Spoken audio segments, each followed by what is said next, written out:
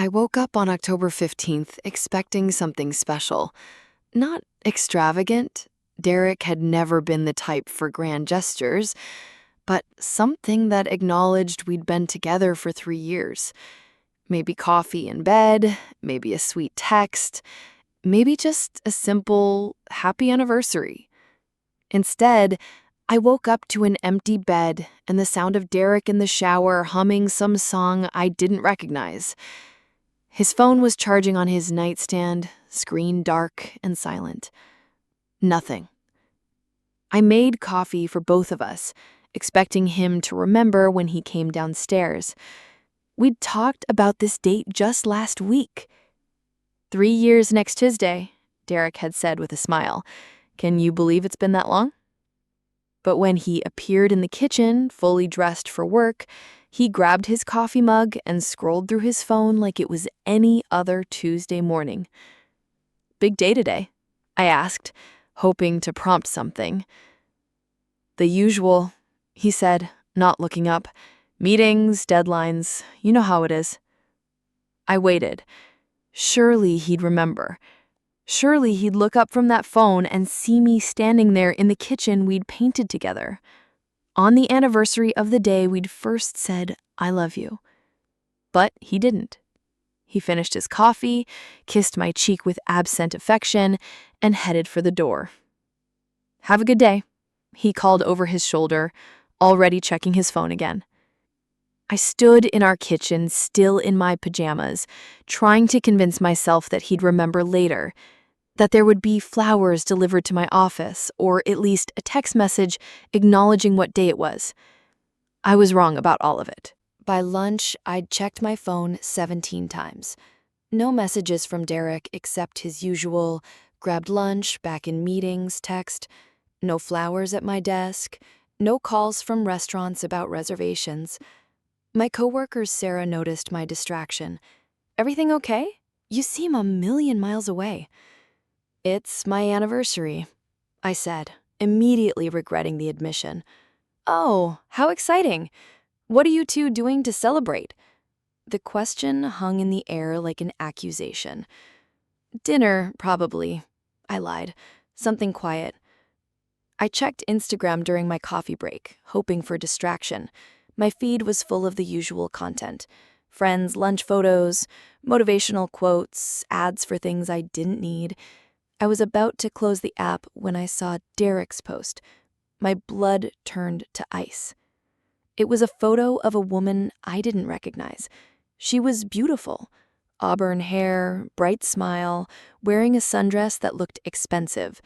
She was laughing at something off camera, her whole face lit up with joy. The kind of candid, intimate photo you take when you're completely enchanted by someone. The caption made my stomach drop. Beautiful day with this beautiful soul. #blessed, #happiness, #new beginnings. Posted 20 minutes ago, while I was sitting in a meeting wondering why my boyfriend had forgotten our anniversary. He was posting photos of another woman with heart emojis. On our anniversary.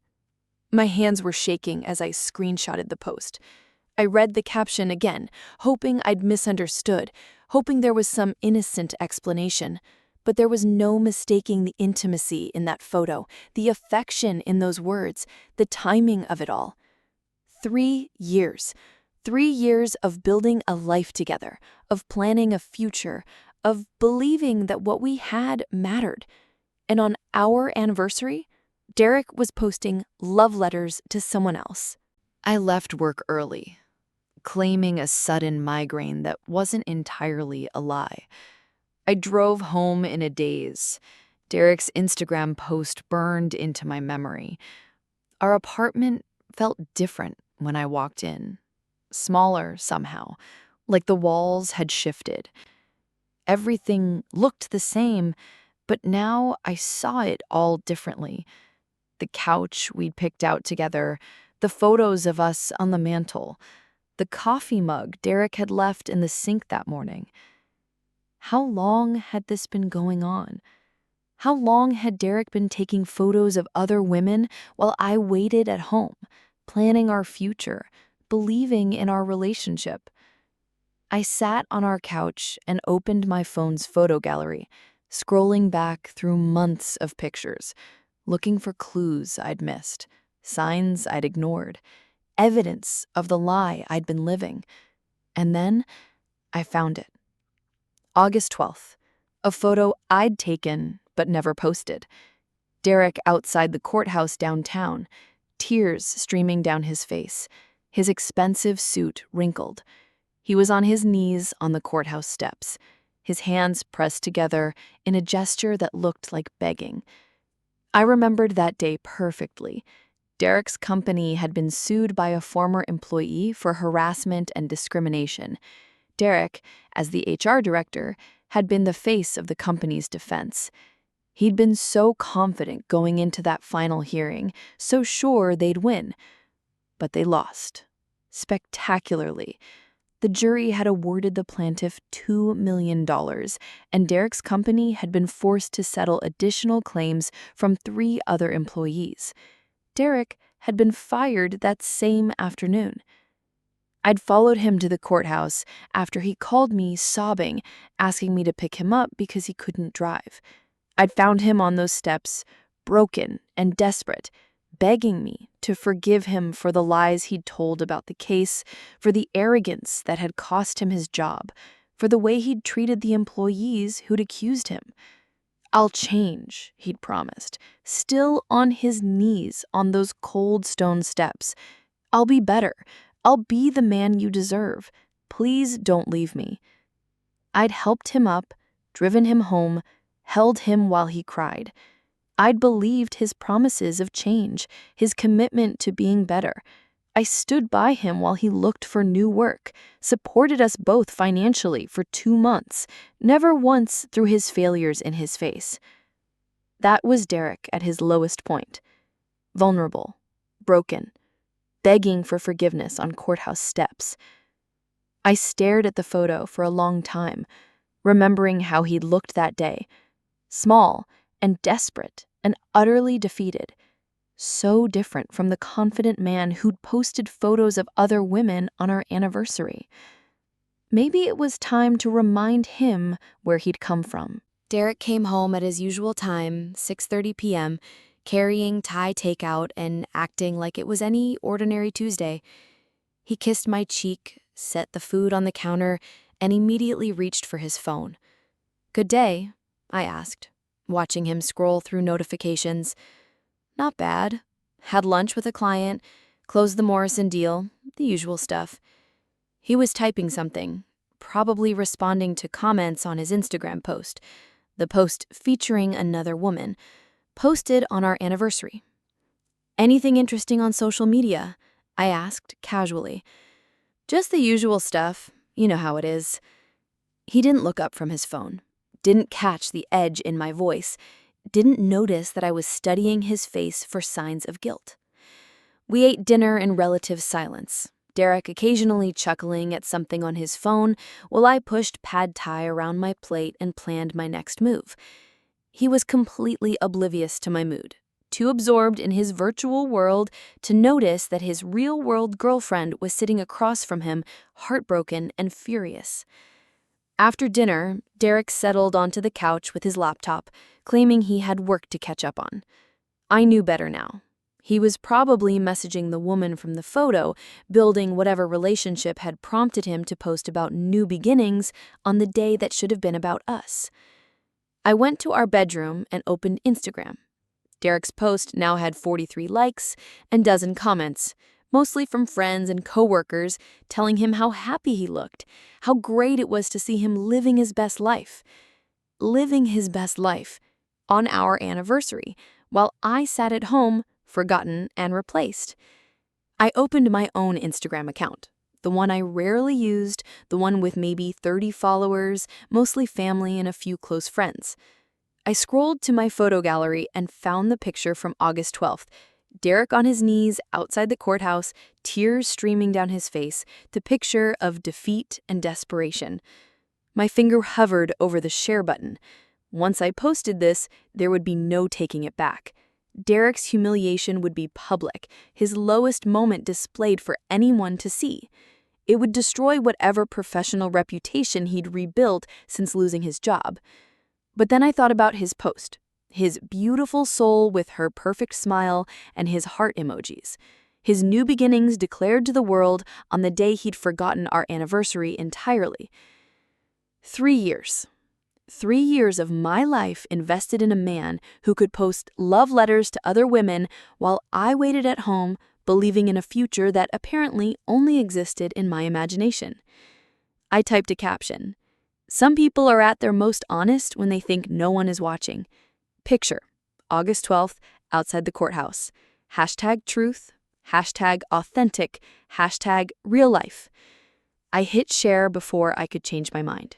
I set my phone aside and went back to the living room, where Derek was still on his laptop, completely unaware that his world was about to change.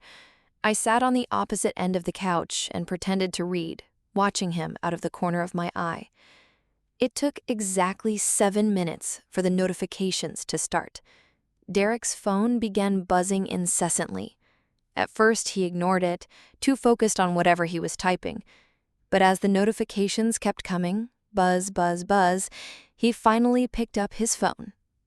I watched his face change as he opened Instagram. Confusion first, then recognition, then horror as he realized what he was looking at. His face went pale, then red, then pale again. "What the hell is this?" he said, his voice barely above a whisper. "What's what?" I asked, innocently, not looking up from my book. "This photo.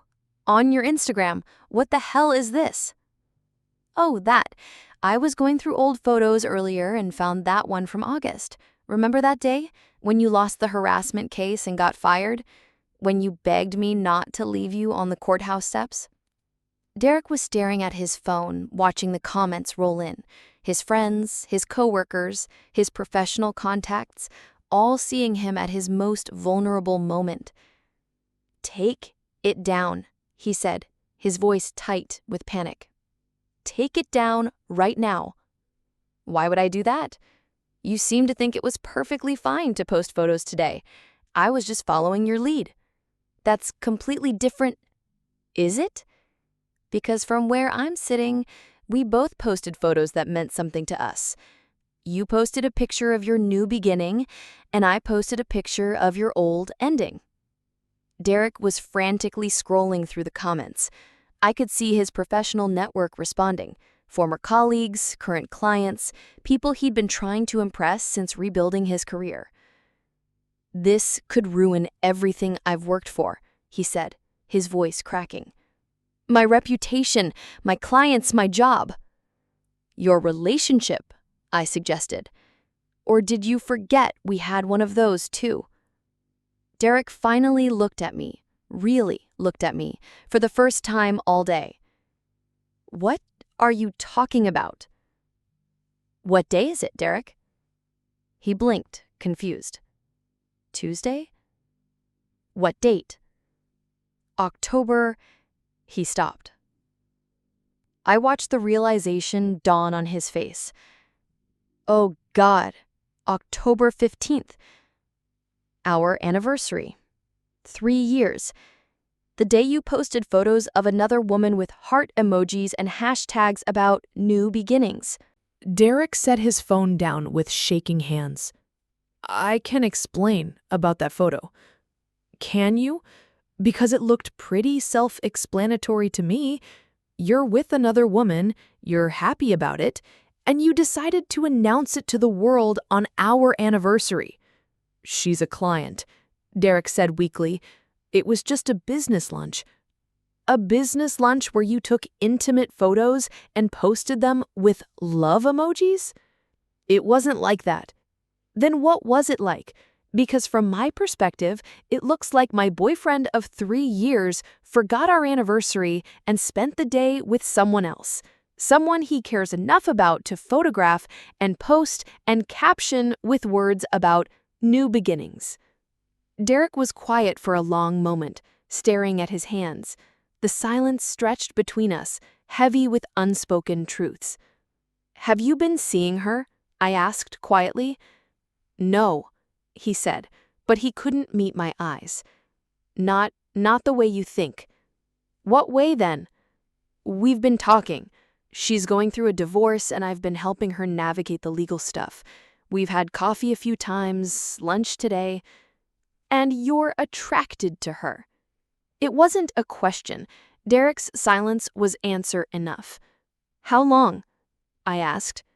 "A few weeks, maybe a month. Nothing's happened, I swear. We're just friends." "Friends you post romantic photos of on our anniversary."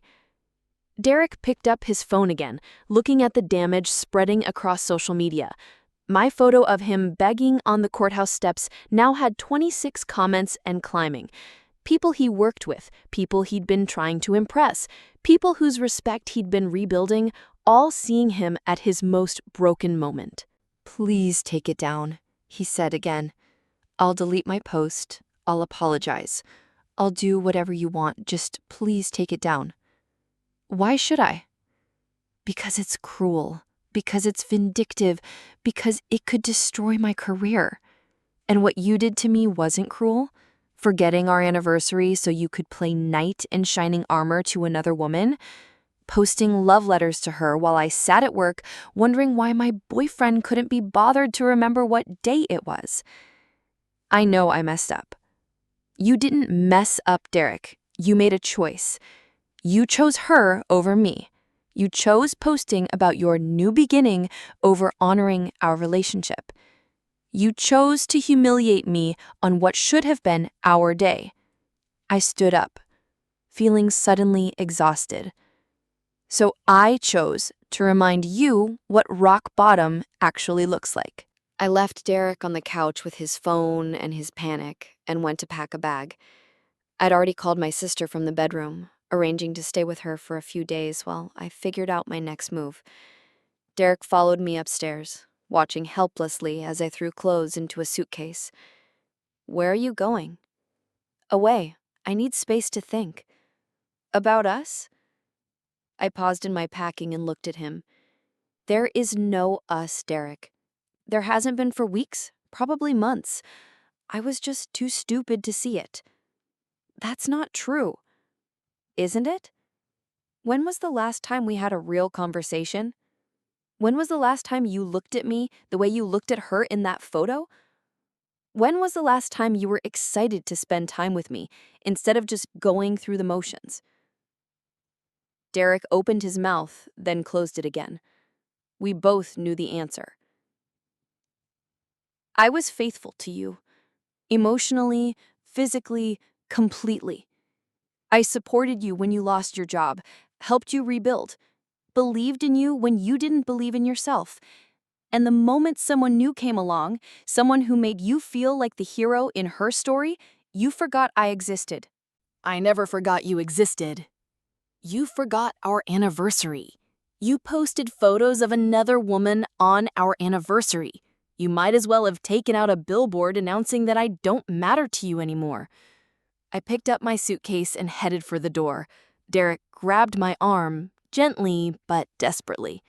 "Don't leave, please. We can work through this." "Work through what? The fact that you're in love with someone else? The fact that you've already moved on emotionally but haven't had the courage to end it with me? The fact that I found out about it through Instagram on our anniversary? I'm not in love with her. Yes, you are. Maybe you haven't admitted it to yourself yet, but you are. And that's okay. People fall out of love. People grow apart. People find someone who makes them happier. But they're honest about it. They don't string their old partner along while building a new relationship." I pulled my arm free and headed for the stairs. Derek followed, still pleading. "What about the photo? What about my career?" I paused at the front door and turned back to him. "What about it?" "Take it down, please." "Why? Because it's embarrassing? Because it shows you at your most vulnerable? Because it's humiliating to have your lowest moment displayed for everyone to see?" Derek nodded frantically.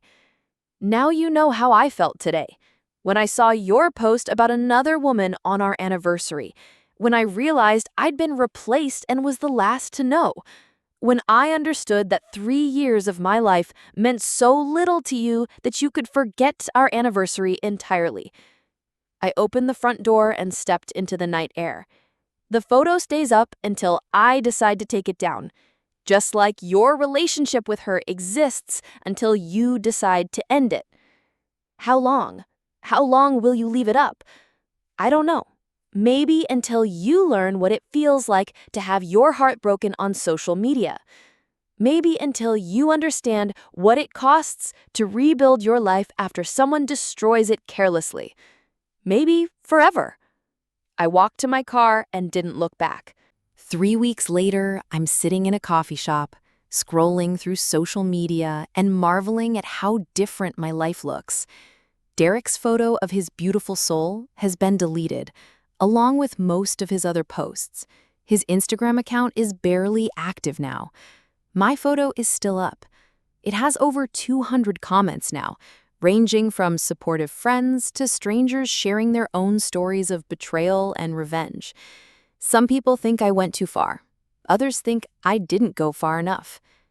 Derek has texted me 17 times, called 43 times, and shown up at my office twice. He wants to talk things through, to find a way forward. But there's nothing to repair. We both know the truth now. He's with her officially now. I saw them together at the farmer's market last weekend, holding hands and looking like the happy couple he'd wanted us to be in that Instagram post. She's everything I'm not, bubbly where I'm serious, dependent where I'm independent. I don't blame her. I don't even blame him, really. Sometimes people grow apart. Sometimes someone new comes along who makes you feel alive in ways you'd forgotten were possible. But the way it ended, the lies, the deception, the humiliation of finding out through social media on our anniversary, that was a choice. Derek chose to handle it in the most hurtful way possible, and I chose to respond in kind. My sister thinks I should take the photo down now. You've made your point, she says. Time to move on. Maybe she's right. But then I think about other women out there, dating men who post photos of their new beginnings while their old relationships slowly die of neglect. Women who deserve better than being forgotten on their anniversaries. The photo stays up for now. Derek's moment of truth preserved for anyone who wants to see what happens when you break someone's heart carelessly. As for me, I'm dating again. His name is James, he's a teacher, and when he posts photos of me on social media, the captions are about how lucky he is, not about new beginnings that leave old relationships in the dust. Yesterday was our 2-month anniversary. James remembered. He brought me flowers and told me the story of our first date like it was the most important day in history. Derek gave me a gift when he forgot our anniversary. He showed me what I deserved and what I was never going to get from him. The courthouse photo stays up, but I'm finally ready to start looking forward instead of back. Some revenge is about destruction, but the best revenge is building something better with someone who would never dream of forgetting what day it is. If this story shocked you, just wait for what's next. Leave a comment, share it with someone who needs to hear this, and of course, subscribe and hit the bell so you don't miss a single notification.